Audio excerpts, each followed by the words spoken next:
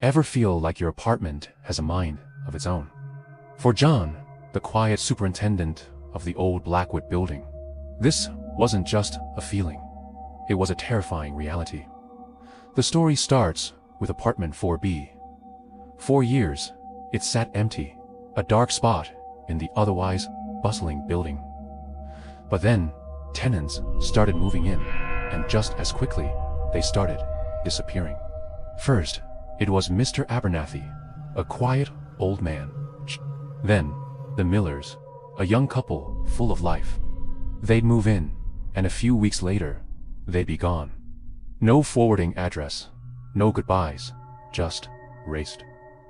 John noticed the pattern. He'd find personal belongings left behind, a half-read book, a single shoe, a child's forgotten toy. It was like they vanished mid-step. The other residents whispered about curses and ghosts, but John was a man of logic.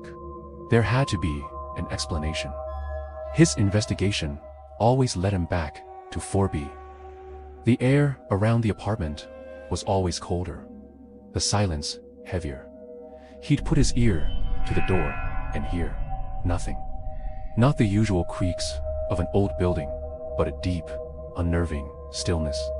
Then Maya moved in, a young artist, bright and full of dreams, her colorful paintings a stark contrast to the building's gloom. John felt a protective instinct he hadn't felt in years. He warned her in his own subtle way. "This building has its quirks," he'd say, "especially this floor." But Maya just smiled, unfazed. One evening, Maya called him, her voice trembling. "John, there's a sound." A wet, dragging sound coming from the walls. John's blood ran cold. He knew that sound.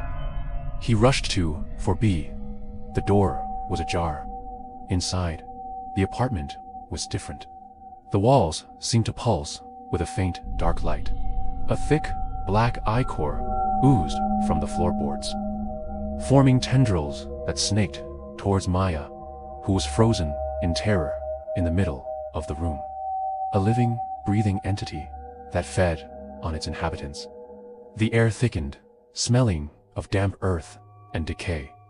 The whispers John had ignored for years now screamed in his mind, the voices of the lost tenants, their fear and despair echoing in the room.